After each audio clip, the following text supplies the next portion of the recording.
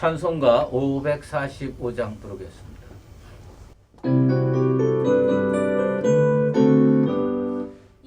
이누라고 증거 아니되어도 믿음만을 가지고 선을 걸으며 이 위에 아무 소리 아니 들려도 하나님의 약속 위에 서리라.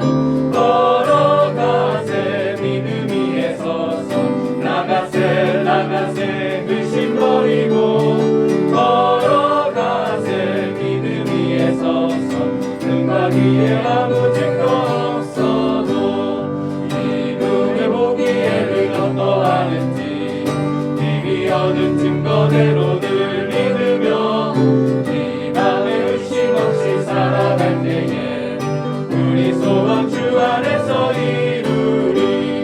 걸어가세 믿음 위에 서서 나가세 나가세 의심 버리고 걸어가세 믿음 위에 서서 등각 위에 아무 증거 없어도 주님의 거룩함을 두고 맹세하. 주 하나님 아버지는 참 기쁘다. 그 귀한 모든 약속 믿는 자에게 능치 못할 무슨 일이 있을까. 걸어가세 믿음 위에 서서 나가세 나가세 의심 버리고 걸어가세 믿음 위에 서서 등각 위에 아무 증거 없어도. 기도하겠습니다. 하나님 아버지 감사합니다. 실록의 계절입니다. 모든 생명들이 푸르러지고 힘차게 뻗어가고 있습니다. 우리의 영혼은 얼마나 건강하고 우리의 삶은 얼마나 주님 앞에 바르게 사는지 돌이켜 보기를 원합니다. 오늘 이 새벽에 주님 보고 싶어서 나왔습니다. 주님, 나와 만나 주시옵소서. 성도들과 만나 주시옵소서. 우리 교회와 만나 주시옵소서. 주님과 만남을 통해서 내 마음의 꿈과 소망과 기도 제목들이 다 상달되기를 원하옵고, 주님은 나의 간구를 들으시고 우리의 기도에 응답하여 주시옵소서. 이 새벽 제단이 주님과 깊은 영적 교제의 장이 되기를 원합니다. 주여 도와주시옵소서. 수의제일교회 주님 장중에 붙드셔서 어디로 가든지 주와 동행하는 교회가 되게 도와주시고, 성도들은 그 교회가 가는 길을 충성스러운 마음으로 쫓아오고 기도하고 따라올 수 있도록 은혜 내려 주시옵소서. 오늘 말씀 기다립니다. 주님께서 예비해 놓으신 생명의 말씀으로 우리의 영혼을 깨우쳐 주시옵소서. 예수 그리스도의 이름으로 기도드리옵나이다. 아멘. 오늘 우리에게 주신 하나님의 말씀은 시편 149편 4절입니다. 여호와께서는 자기 백성을 기뻐하시며 겸손한 자를 구원으로 아름답게 하심이로다. 아멘. 그본새 말씀 한 구절입니다. 진리로 보호하셔서 끝날까지 나를 안전하게 보존하소서. 아멘. 오늘은 진실하고 겸손하게 라는 제목으로 말씀 증거하도록 하겠습니다.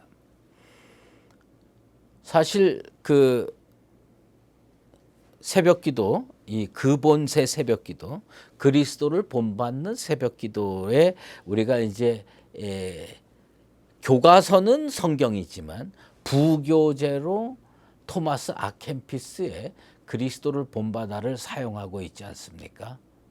그런데 아마 성도들께서 이것을 읽을 때마다 그런 생각이 많이 들 겁니다. 뭐냐면 이게 앞뒤가 잘 안 맞는 것 같다. 도대체 이 주제로 얘기를 하는 것 같은데 저 주제로 가고 또 어디로 갔다가 도대체 종잡을 수 없는 쪽으로 끌고 가다가 나중에 보면 그게 또 맞는 것 같기도 하고 이렇게 조금 헷갈릴 수가 있습니다. 왜냐하면 이게 13세기, 14세기의 어법이거든요. 21세기 논리하고는 좀 다릅니다. 그러나 오늘도 이 토마스 앙케피스는 이 제3권에서 주님과 제자 사이의 대화체를 통해서 주님께서 그 시대에 하고 싶었던 말씀이라고 영감을 받은 것을 전하고 권면하는 겁니다. 요한복음 8장 32절 말씀에 진리를 알지니 진리가 너희를 자유롭게 하리라. 이 예수님 말씀을 기억나게 하는 그러한 진리를 안다. 이게 뭐냐? 진실하다라고 하는 거죠. 진실하다. 어느 날 여호와 하나님께서 99세의 아브라함을 찾아오셨어요. 하나님은 아브라함을 75세 때부터 여러 번 찾아가셨습니다. 이미 75세 때 아브라함은 하나님의 명령을 받고 고향과 친척과 아버지의 집을 떠났습니다. 갈대아 우르를 떠나서 하란을 거쳐서 가나안 땅으로 들어왔습니다. 그리고 어느덧 세월이 24년 흘렀습니다. 여호와 하나님께서 다시 아브라함에게 나타나셔서 24년 전에 그 약속을 다시 환기시켜 줍니다. 여기서 제가 궁금한 것은 그겁니다. 하나님은 오늘날 성도들에게 이렇게 구체적으로 나타나시고 하지 않으시는데 왜 하나님은 아브라함한테는 그토록 자주 나타나셔서 친히 말씀해 주셨고 또 약속을 환기시켜 주시고 우리가 감히 꿈도 꾸기 어려운 아주 깊은 교제를 하고 계셨을까? 답은 분명합니다. 그것은 뭐냐면 아브라함은 진실한 믿음의 사람이었기 때문입니다. 진실한 믿음으로 살았고 참되게 행동했고 그리고 하나님만 바라보는 소박하고 단순한 마음으로 살았기 때문에 주께서 아브라함에게 나타나시고 말씀하시고 교제하셨습니다. 오늘날도 마찬가지입니다. 우리가 진짜 하나님과 깊은 교제를 나누는 사람들은 이 땅의 것들을 좀 내려놓고 깊은 영적 교제를 하고 하나님만 진실되게 바라보는 사람들에게 우리 하나님은 지금도 그렇게 역사하실 거라고 저는 믿고 있습니다. 우리가 세상에 살면서 얼마나 많은 유혹과 현혹이 있습니까? 세상 사람들의 말에 현혹되고 영원하지도 못한 그 일시적인 것들을 붙들고 삽니다. 그러다 보니까 흔들려요, 쓰러져요, 넘어져요. 주님은 아켄피스를 통해서 이렇게 우리에게 권면합니다. 세상 사람들의 말에 현혹되지 마라. 확실하고 영원한 진리를 붙들어야 자유로워질 수가 있고 견고한 인생이 될 수가 있다. 망망대해가 파도가 치는 그 바다에서 이력 편주가 파도에 휩쓸려서 요동치듯이 그렇게 인생 살아서는 안 된다. 진리가 너희를 자유롭게 하리라라는 이 예수님의 말씀대로 진리를 진실되게 붙들고 사는 나와 여러분 되시기를 주의 이름으로 축원합니다. 그리스도의 제자가 된 우리가 진짜 세상에서 견고한 믿음의 삶을 살려면 진리의 말씀이 내 것이 돼야 돼요. 진리의 말씀이 내 속에서 피가 되고 살이 돼야 돼요. 그게 내 영혼을 자유롭게 하고 내 육신을 자유롭게 하는 겁니다. 말씀이 우리 속에서 살아 역사하지 않으면 원치 아니하는 감정에 휩쓸리게 되고 부적절한 행위를 하게 되고 부적절한 사랑에 빠지기도 합니다. 참 자유란 어디서 얻어지느냐? 온전히 그리스도의 그 진리를 붙들고 동행하는 삶 가운데서 이루어진다는 것을 여러분 깊이 깨닫는 이 아침 되기를 주의 이름으로 축원합니다. 그리고 이제 두 번째로 무엇을 얘기해? 그러면 주님이 기뻐하시는 삶은 어떤 거냐?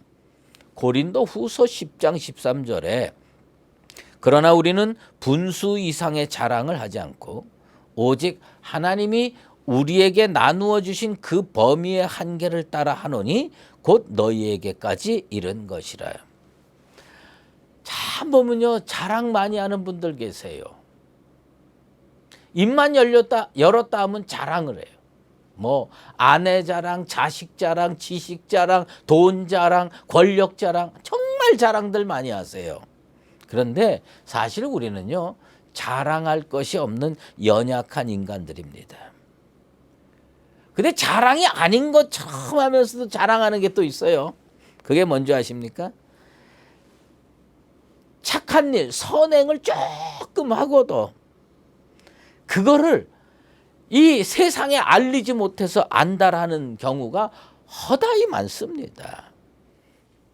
그렇게 착하고 정의롭고 올바르다고 생각되는 사람들이 나중에 과거가 드러나서 저런 사람이었나? 깜짝 놀라게 하고 그것을 우리를 낭만케 하고 사람 못 믿게 만드는 그런 게 우리 주변에 얼마나 많습니까? 우리가 알아야 될 게 하나 있어요. 그게 뭐냐? 지금 우리가 가지고 있는 거, 지금 우리가 누리고 있는 거, 이거 다 하나님으로부터 왔다는 사실입니다. 그러므로 하나님 앞에서 그리고 세상 사람들 앞에서 우린 자랑할 것이 없는 죄인일 뿐입니다. 그런 의미에서 사도 바울은 아무 육체도 하나님 앞에서 자랑할 수 없다고 가르치고 있습니다. 우리가 자랑할 것은 딱 하나예요. 주 예수 그리스도의 십자가만 자랑하는 나와 여러분 되시기를 바랍니다. 예수님은 우리 인생의 주인이세요. 우리는 그분의 종이에요. 주님이 종이 하루 종일 나가서 밭을 갈고 돌아왔을 때 주인이 그 정도로 식탁에 와서 앉아 먹으라 그렇게 하는 주인이 어디 있어요?